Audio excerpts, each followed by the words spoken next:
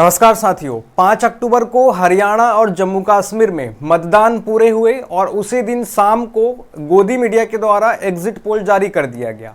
और इस बार जो उन्होंने एग्जिट पोल जारी किया है वो वास्तविकता के करीब नजर आ रहा है। ऐसा क्यों मैं कह रहा हूं? क्योंकि इस बार उन्होंने एग्जिट पोल में कांग्रेस की सरकार बनती हुई दिखा रहे हैं। आपको पता है 2024 की लोकसभा चुनाव के समय इसी गोदी मीडिया ने भाजपा को 400 पार 400 से भी अधिक सीटें अपने एग्जिट पोल में दिखाई थी और हर एग्जिट पोल में 300 प्लस सीटें जो है भाजपा को ही दिखाया जा रहा था, भाजपा को ही बताया जा रहा था। कांग्रेस और इंडिया गठबंधन को बहुत ही कम सीटें दिखा रही थी। लेकिन वास्तविकता आपने भी देखा और हमने भी देखा किस प्रकार से भाजपा 200 के पास ही टिक करके रह गई और 240 में ही टिक करके रह गई और कांग्रेस पार्टी ने अकेले 99 सीट लाई और इंडिया गठबंधन भी अच्छा परफॉर्म कर पाया। यानी कि जो एग्जिट पोल जारी की थी गोदी मीडिया ने वो कहीं पर भी जो है खरा नहीं उतरा। लेकिन इस बार खरा उतरेगा ऐसा आप कह सकते हैं, क्योंकि पता नहीं इस बार कैसे गोदी मीडिया ने भाजपा के पक्ष में हवाबाजी नहीं की है और वास्तविकता दिखाने की कोशिश की है। ऐसा मैं क्यों कह रहा हूं? क्योंकि अभी मैं आपको हरियाणा और जम्मू कश्मीर के एग्जिट पोल की ओर लेकर के जाना चाह रहा हूं। जैसे आप देखेंगे यहां पर कुछ एग्जिट पोल हैं जिनमें से ये एग्जिट पोल बता रहा है कांग्रेस को हरियाणा में 55 से 62 सीटें बता रहे हैं। हरियाणा में 90 सीटें हैं, बहुमत के लिए 46 सीटें चाहिए, तो यहाँ पर कांग्रेस को 62 सीटें तक ला सकती है, ऐसा बता रहा है ये जी न्यूज़ का एग्जिट पोल। और भाजपा को 18 से 24 सीट ही बता रहा है। इसी प्रकार से आप देखेंगे एनडीटीवी का जो एग्जिट पोल है उसमें यहाँ पर दैनिक भास्कर का जो एग्जिट पोल है वो 15 से 29 सीटें भाजपा को बता रहा है हरियाणा में और 44 से 54 सीटें कांग्रेस को बता रहा है। और ध्रुव रिसर्च नाम से जिसने ये जारी किया आंकड़ा वो 22 से 32 सीट भाजपा को बता रहा है, 50 से 64 सीट भाजपा को बता रहा है। इसी प्रकार से अगर हम कश्मीर की बात कर लें, जम्मू कश्मीर की बात कर लें, तो जम्मू कश्मीर में भी आप देखेंगे तो भाजपा को 24 से 34 सीटें ही यहाँ पर बता रहे हैं एग्जिट पोल्स और Congress plus NC national conference को 35 से 45 सीटें बता रहे हैं। जम्मू कश्मीर में भी 90 सीटें हैं, बहुमत के लिए 46 सीटें चाहिए। तो इस प्रकार का ये हाल है। ये कुछ एग्जिट पोल मैं आपको स्क्रीन में दिखा दे रहा हूँ, आप उनको पढ़ लिख करके समझ जाइए, देख लीजिए। कई सोर्स से ये एग्जिट पोल जारी किए गए हैं, उन्हें आप देख सकते हैं अच्छे से गौर से।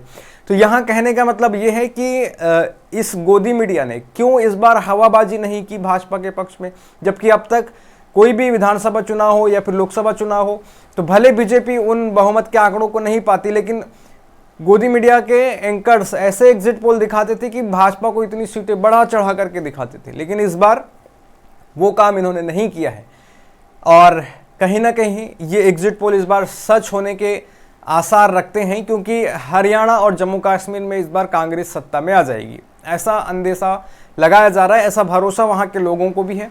और वहाँ पर जो मीडिया के पत्रकार हैं उन्होंने जो रिपोर्टिंग की, जिनमें अजीत अंजुम जी हैं, हरियाणा इलेक्शन उन्होंने पूरा कवर किया, तो उन्होंने भी लास्ट में फाइनली रूप से उन्होंने कहा था कि अब तक तो ये सब कुछ सही लग रहा है और ऐसा लग रहा है कि अब भाजपा जा रही है और कांग्रेस आ रही है।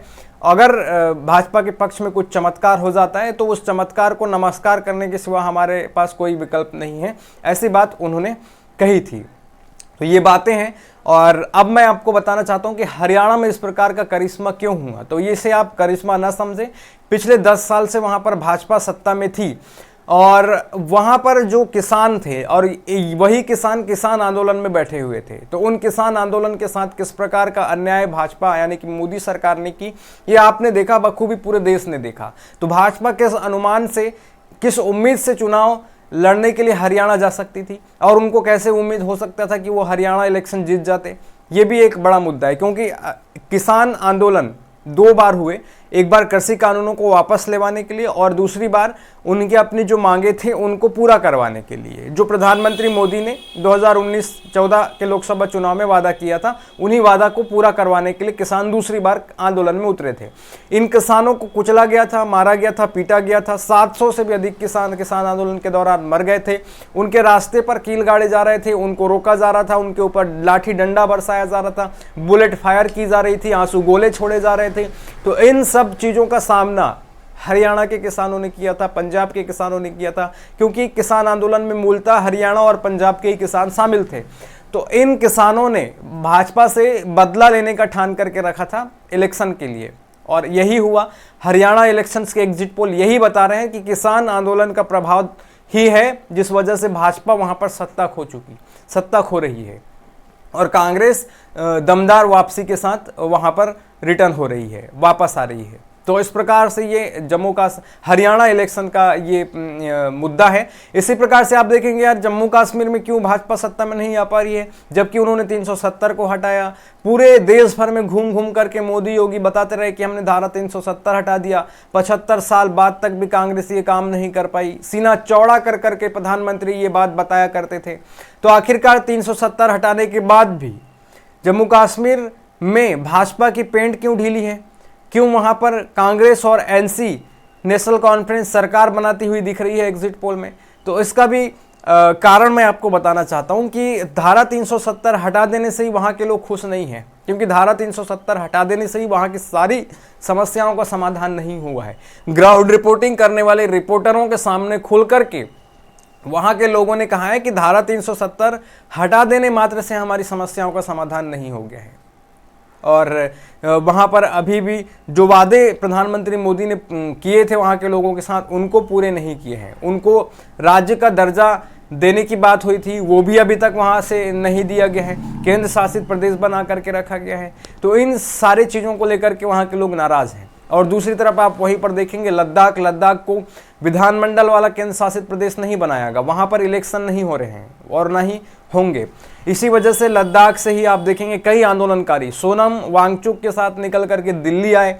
दिल्ली में वो राजघाट जाना चाह रहे थे, 1 अक्टूबर को वो दिल्ली पहुंच गए थे, लेकिन उनको डिटेन कर लिया गया था और 2 दिन उनको डिटेन करके रखा गया। 3-4 अक्टूबर को उनको छोड़ा गया। तो इस एक तरफ बलात्कारी राम रहीम को रिहा किया गया था जिस दिन सोनम वांगचुक को गिरफ्तार किया गया था। तो इस प्रकार की हरकतें हो रही है और सोनम वांगचुक लद्दाख की बात कर रहे हैं, लद्दाख के स्टेटहुड के दर्जे की बात कर रहे हैं, वहां पर 6ठी अनुसूची लागू करने की बात कर रहे हैं। तो इन सारे मांगों को लेकर के वो दिल्ली में पहुंच चुके हैं और अभी धरना प्रदर्शन करने की बात कह रहे हैं। तो इस प्रकार की मांगे जम्मू कश्मीर की भी हैं। तो इन वजह से भी भाजपा वहां पर सत्ता में नहीं आ रही है। ये सारी चीज़ें हैं। दूसरी तरफ हरियाणा में तो आपने देखा किसान आंदोलन का फैक्टर पूरी तरीके से कारगर रहा। किसान पूरी तरीके से नाराज रहे भाजपा से, मोदी सरकार से। यहाँ तक कि इलेक्शन के दौरान भाजपा के नेताओं को गांव-गांव से, कई जगहों से हरियाणा में खदेड़ा गया, भगाया गया, क्योंकि आपको पता है इन्हीं भाजपा के कई ऐसे नेता रहे हैं जो हरियाणा से संबंध रखते हैं, जिनमें से आप देखेंगे ब्रजभूषण शरण सिंह। तो इनका पत्ता तो बीजेपी ने काटी क्योंकि इनके ऊपर महिला पहलवानों ने यौन शोषण का आरोप लगाया था। इसके खिलाफ बीजेपी ने खुल करके कोई कार्रवाई नहीं की, ना ही ब्रजभूषण शरण सिंह के खिलाफ कोई बातें रखी। यहाँ तक कि एफआईआर तक दिल्ली पुलिस ने सुप्रीम कोर्ट के कहने के बाद ही दर्ज की थी। भाजपा ने एफआईआर दर्ज नहीं कराई, ना ही महिला पहलवानों की एक बात सुनी और उनको घसीटा गया। महिला पहलवानों को, खिलाड़ियों को, जो मूलतः हरियाणा के थे, विनोद फोगाट, बजरंग पुनिया, साक्षी मलिक, तो इन सब लोगों को दिल्ली की सड़कों पर जो घसीटा गया दिल्ली पुलिस के द्वारा। तो ये सारी चीज़ें हरियाणा के लोगों ने देख रखी थी और उनके मन में एक अंदर सीने में जो है ज्वाला भड़क रही थी बदला लेने की। इसी वजह से उन्होंने दबा दबा के वोट जो है कांग्रेस को दिया है। इसी प्रकार से अजय मिश्रा टेनी का नाम आपने सुना। उनके जो बेटे थे उन्होंने किसानों को कुचल दिया था किसान आंदोलन के समय कापनी कार से। तो ये सब किसानों ने अपनी आंखों से देख रखा था और जो भी घटना उनके साथ घटी थी उनका बदला लेना वो चाहते थे। और आखिरकार आपने देखा कि जो विनेश फोगाट हैं वो भी चुनावी मैदान पर उतरी कांग्रेस की सीट से और उन्होंने ये भी कह दिया कि अब हम जिस रास्ते से न्याय की मांग कर रहे थे उस रास्ते से न्याय हमको नहीं मिल रहा है, इस वजह से अब हम सत्ता में आना चाहते हैं, इलेक्शन लड़ करके सत्ता में बैठ करके उनसे हम अब वो काम करवाएंगे और हम अपनी न्याय को लेकर के रहेंगे। ये बात वो कह रहे हैं। एक प्रकार से महिला पहलवानों के साथ जो अन्याय हुआ, किसानों के साथ जो अन्याय हुआ, इन सारे अन्यायों का बदला लेने के लिए ही बीजेपी को मात देने जा रही है हरियाणा। और कश्मीर का अपना मुद्दा है। जो वादे प्रधानमंत्री मोदी ने उनके साथ स्टेटहुड देने का किया था, उनकी 6ठी अनुसूची को लागू करने की बात कही थी, उनके अपने हितों की बात कही थी, उनको पूरा नहीं किया। इस वजह से कश्मीर में वो मात खा रहे हैं। तो ये मेरा एक छोटा सा विश्लेषण है। इसको लेकर के आप क्या सोचते हैं अपनी राय कमेंट बॉक्स में ज़रूर रखिएगा। पुष्पेंद्र पटले ऑफिशियल यूट्यूब चैनल को सब्सक्राइब करना ना भूलें और वीडियो को दोस्तों के साथ शेयर करें। धन्यवाद।